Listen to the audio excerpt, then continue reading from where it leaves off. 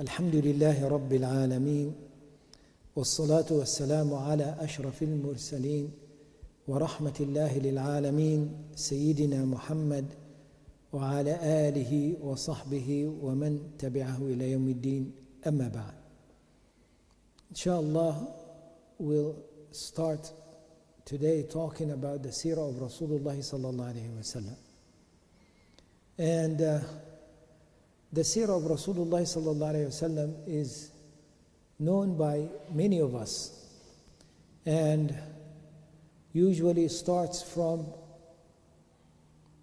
the family of Rasulullah sallallahu alayhi wa sallam, the birth of Rasulullah sallallahu alayhi wa sallam, his childhood, his youth period, pre-prophethood, then prophethood in Mecca, then prophethood in Medina, then the completion of the Quran, and the struggle first between,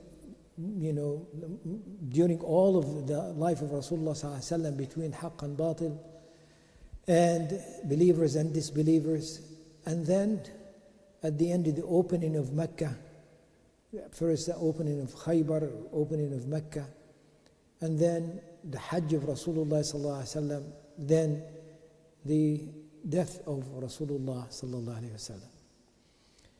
But inshallah we'll talk about an angle that is the environment around the earth, the world, during all these times. Okay? What was the environment like? Because when we look at events that happen, these events happening by the will of Allah subhanahu wa ta'ala, and catastrophes, you say, things that are happening that mankind has no hand in it, it changes the course of history. And civilizations here and there, and the dynamic between them, and the result of their wars and so forth, all of this changes and have an effect of the social life and how the people live and the poverty and so forth. And for just an example of that, when in Europe, the plague, when the plague happened in Europe, where did the plague come from? It came from a ship that has rats, that has ticks or fleas, and these rats had the virus, and they landed in Europe, and the ship landed in Europe. The rats left the ship, went inside, and now here is a disease started. Okay? It took what? It took millions of people, lives of millions of people. Okay? Now that is event that Allah subhanahu wa ta'ala ordained and the qadr of Allah. But how did that change in Europe? The whole Europe changed. The social life completely changed because all of a sudden a big number of people died. So after the plague, things were not normal like it was before. What was it before? Before it was landlords are in control, right? And those who are working for the landlord. So the church and the people who owned land were in control of things and the one who dictate things. And the oppressed society, most of the society was oppressed because of such system of land ownership and so forth. So what happened with the plague? The plague took a life of a lot of people. Okay? So basically those who are now working and the landlord that they need people to work, they were few. And now they know that they are very valuable, right? So they were dictating matters now, right? So the matter was not in the hand of the landlord anymore. So all of a sudden, the common person has a say in things. Okay? It was a profound change within the society. And quickly that happened. Okay? So, talking about the seerah of Rasulullah sallallahu alayhi wasallam, we're talking about from 610 to 632. That is where the prophethood was, 610 to 632. Okay? So what was happening in that century and the 2 centuries before? What was the world like? Okay? And the world was controlled by 2 powers.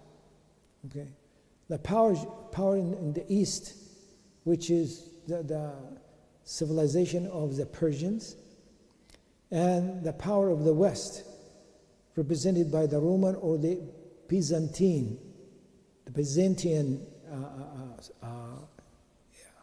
period. So the Arabian Peninsula was in between and under both.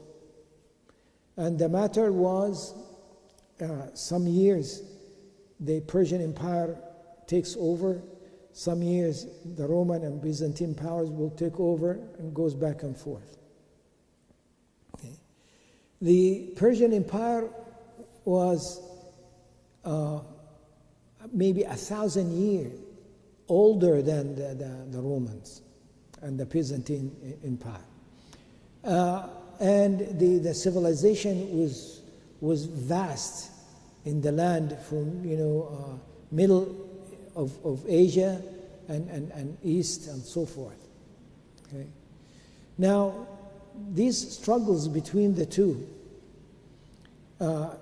it continued until the time of the birth of Rasulullah sallallahu alaihi wasallam. So in the 4th century and the 5th centuries, things were happening, and most of the time the Persians were the one who's in control and pushing the Romans back. Africa was with the Byzantines and the Romans, at least Ethiopia. Ethiopia was an empire that was Christian, okay? And Al-Yemen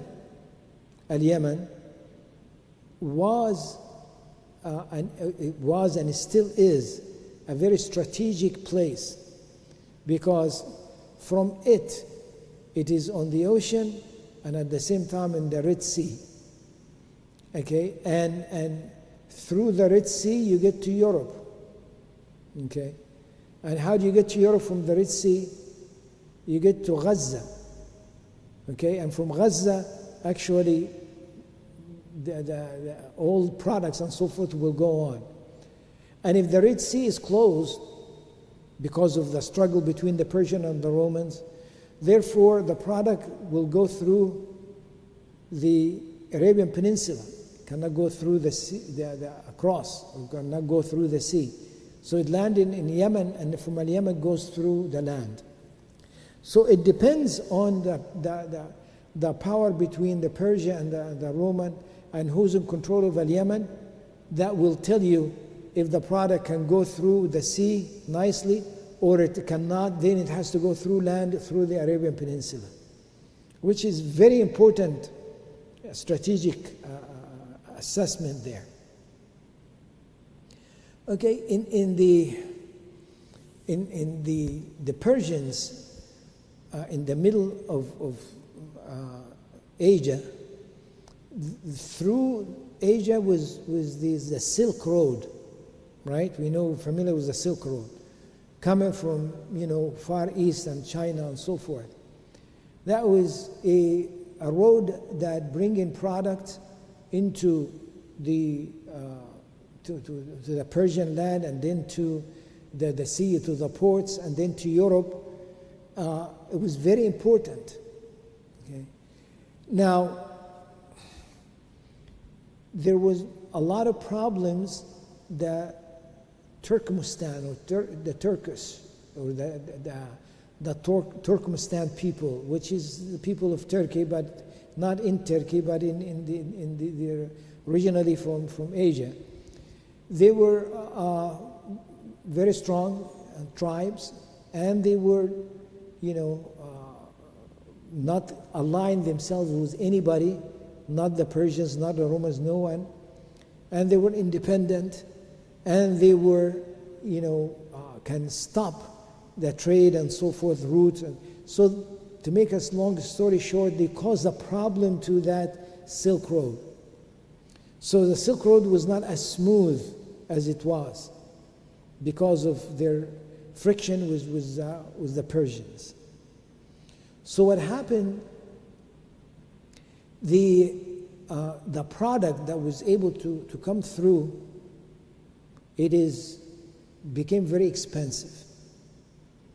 Okay, by the time it reaches closer to the middle and go close to the countries and the areas where it is needed, it becomes very expensive.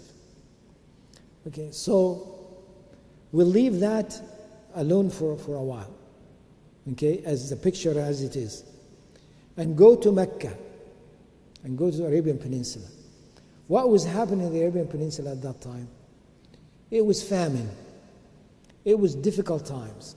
Yes, they were merchants and they trade and so forth, but it was difficult times because the Red Sea was working and the route is not really working well and so forth. To the point that they say that those in Mecca, they used to die of hunger. And a person, once he reached the level that he's going to die because of hunger, they were very proud and they will not ask for food. So he would leave his tribe and go somewhere in the desert and put a tent or put something there and just stay in it until he dies. Okay? It was that bad. So the one who is Hashim, who is the leader of the Arabs then in Mecca, who is the great grandfather of Rasulullah sallallahu alaihi wasallam, Hashim. He was a man who was trading, and he said, "This is not the way for us to live, and we cannot live like this and cannot live as individuals. We need to live as a collective body." Okay? And that collective body has to support everybody. Like, we are one body, and the one who has gives the one who does not have. So let us collect whatever values that we have as tribes all together and go outside for trade. Okay? Instead of trading in small trades here and there, go outside for trade. Okay?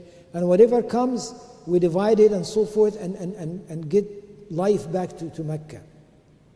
Okay?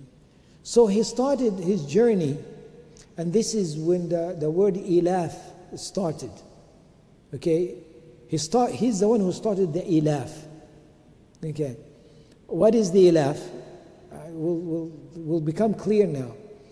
He would go to where the Persians are, to the east, okay, north and east, and get the product, okay, and then go to Mecca and then go to Al-Yaman and come back. So that was Rihlat al-Shita'i wal-Sayf and so forth.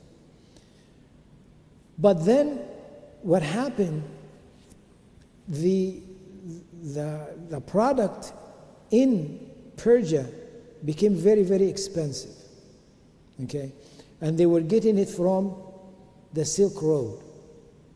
So he made an offer to the Persians that I will get you the same products, but cheaper, a lot cheaper.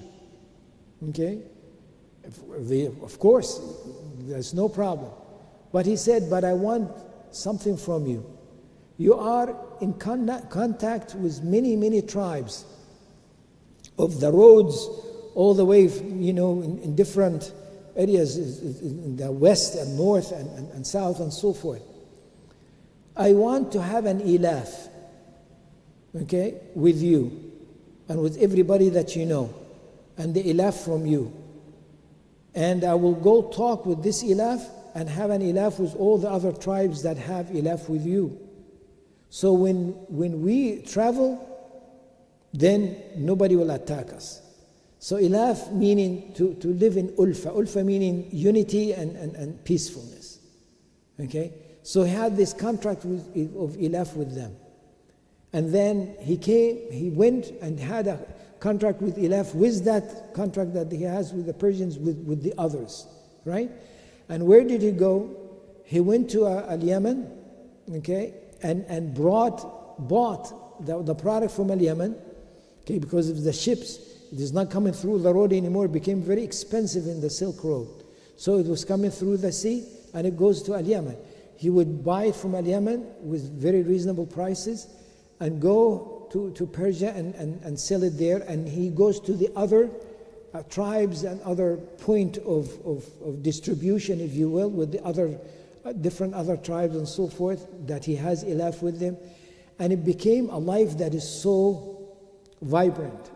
And through that ilaf, okay, Mecca became bright again, if you will. That is way, way before Rasulullah sallallahu alaihi wasallam. So you see now how the connection that was going on, right? So now time passes, and Al-Yaman is under the Persians, okay? And the Romans and the Christians were of Abyssinia, they were in charge of Al-Yaman. They were in control of Al-Yaman, okay?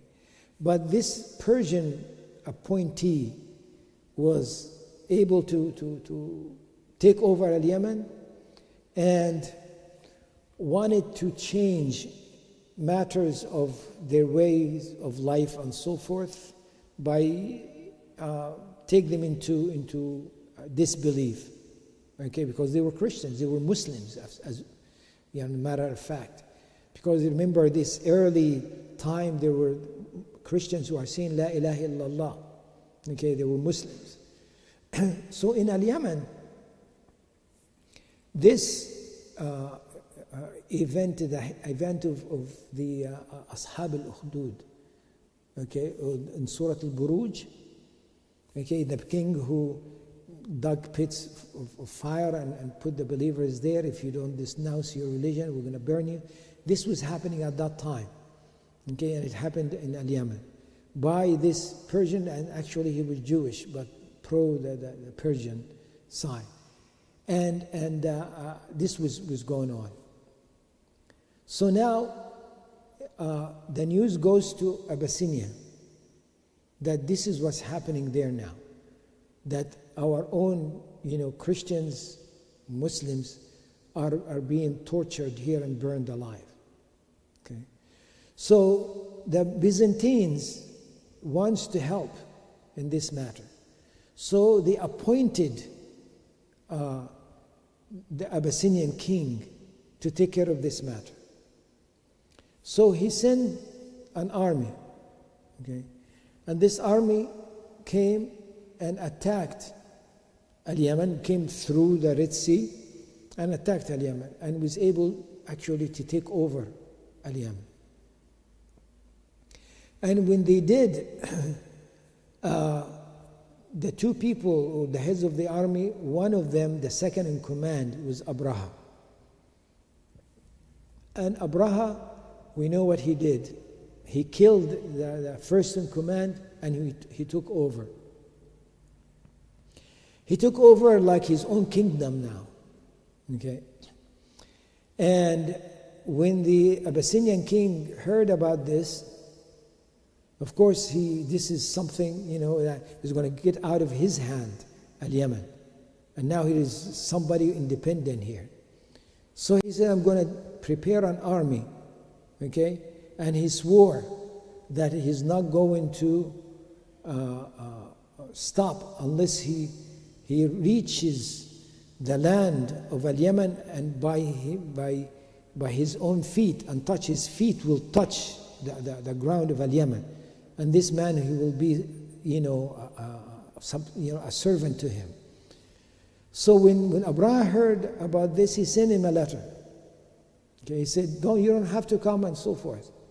Okay, in this package of letter that he sent, some dust of Al-Yaman, mud or turab from Al-Yaman. Tell him you swear that you're going to be in control of Al-Yaman.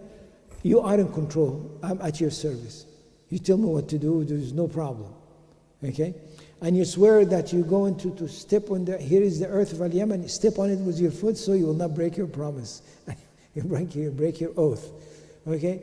So that was it was the collection or the relationship that became smooth between the Abyssinia and the Byzantines and the Romans and Al-Yaman. Is it the same Najashi, same king? I'm sorry? Is it the same king in Ethiopia? Najashi. The same? And yes. Yes. Abraha is Al-Yaman. Abraha is Yemen. The king from Ethiopia, is it the same one that gave us shelter? No. I'm not sure. I'm not sure. Ethiopia, I think Najashi.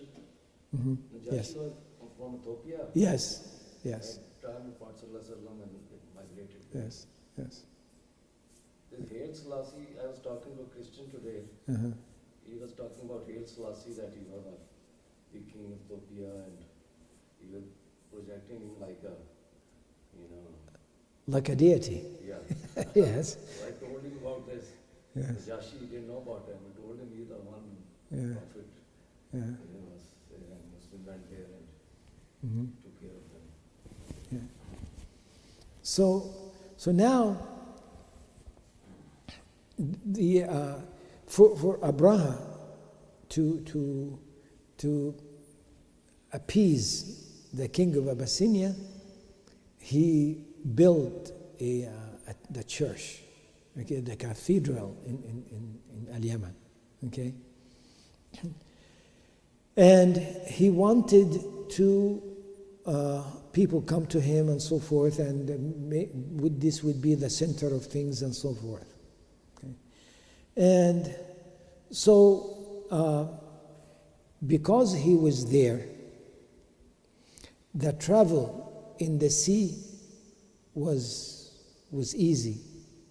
So Quraysh and the Arabs had difficulties, and their trade, activities went low. Okay, so the land travel was not as much at all. Okay, and eventually we know what happened with Abraha, and he went to Mecca and so forth, and what happened to him, and now the Al-Yaman became weak and so forth.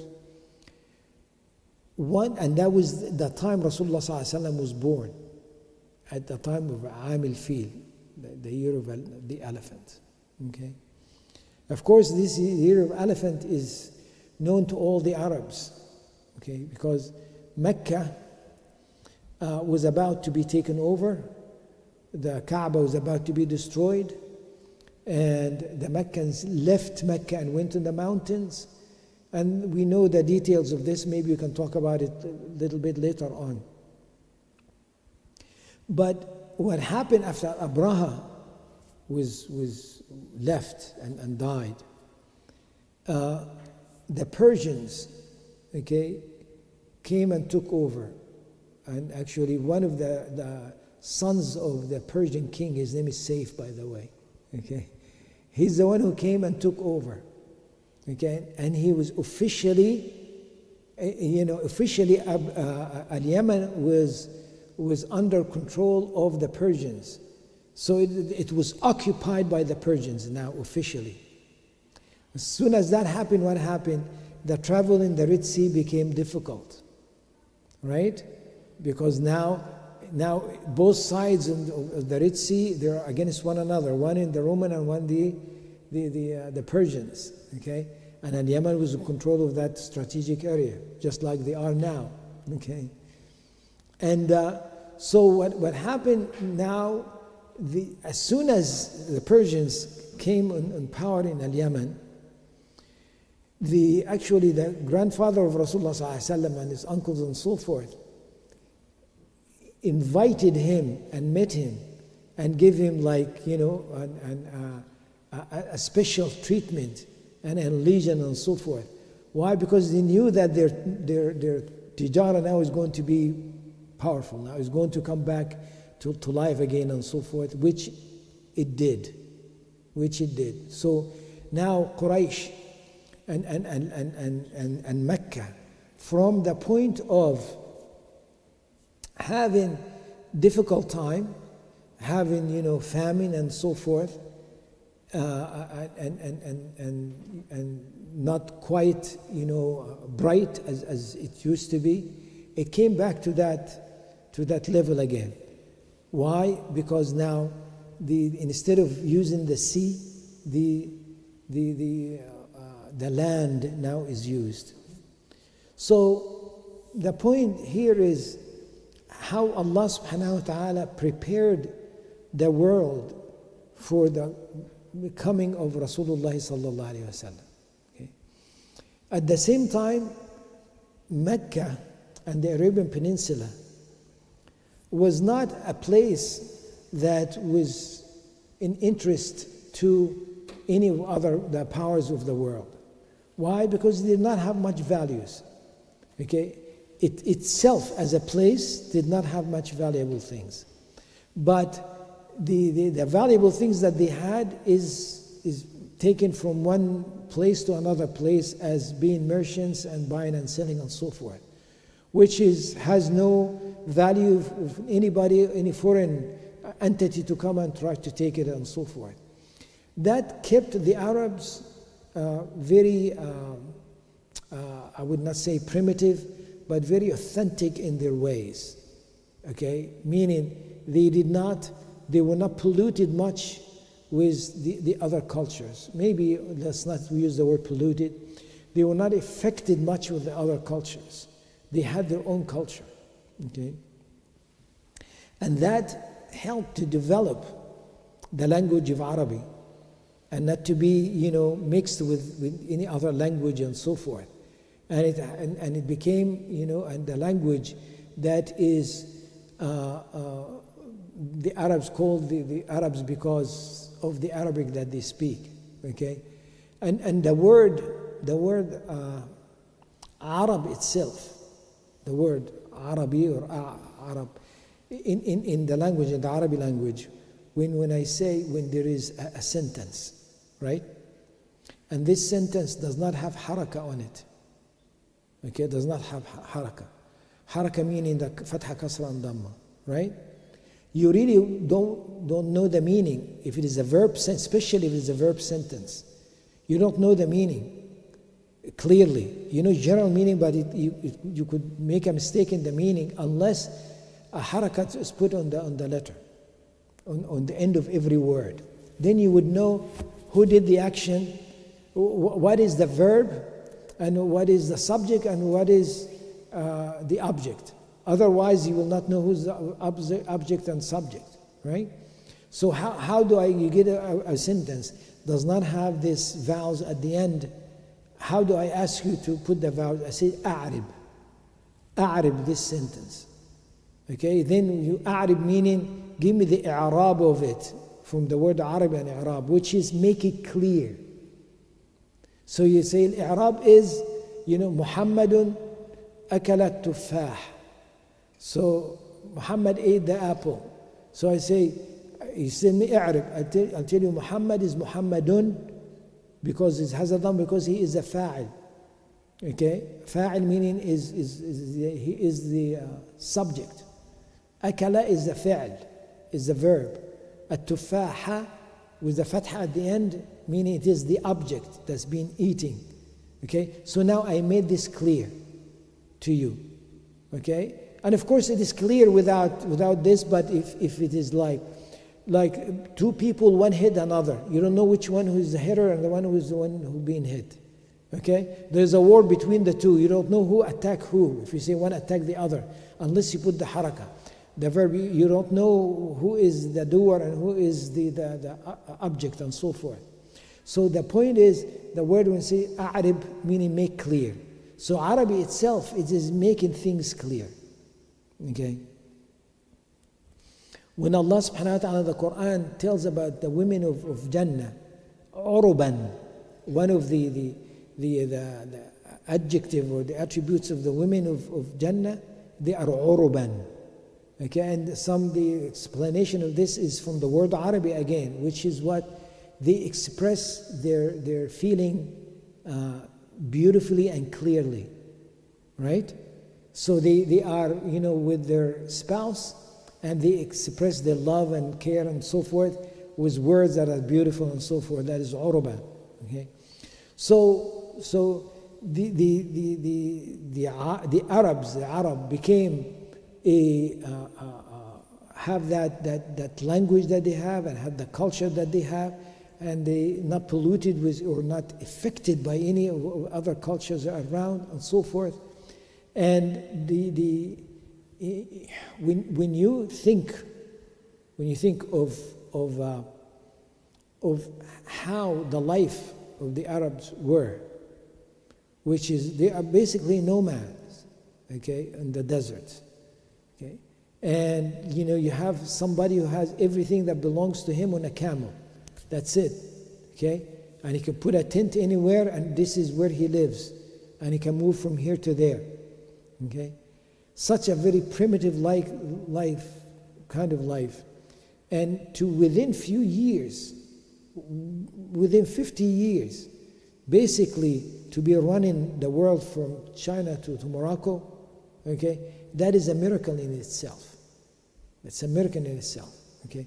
So Allah subhanahu wa ta'ala was preparing the world, okay, and the universe and the world at that time for the coming of Rasulullah sallallahu alayhi wasallam, to put this political or geopolitical system, if you will, by the language of today, in such a way. So the effect of this and the spread of this is going to be quick and effective for humanity to come. Inshallah, we'll stop at this time, inshallah, and we don't know when next time, but if you want this weekly, we can have it weekly. If you want to have it once a month, we can have it once a month. It is up to you, inshallah. Okay. We'll take the vote later, inshallah. Okay. سبحانك اللهم وبحمدك أشهد أن لا إله إلا أنت أستغفرك وأتوب إليك. Do you want to make any comments first, inshallah? Or any? Okay. سبحانك اللهم وبحمدك أشهد أن لا إله إلا أنت أستغفرك وأتوب إليك. جزاكم الله خيرا.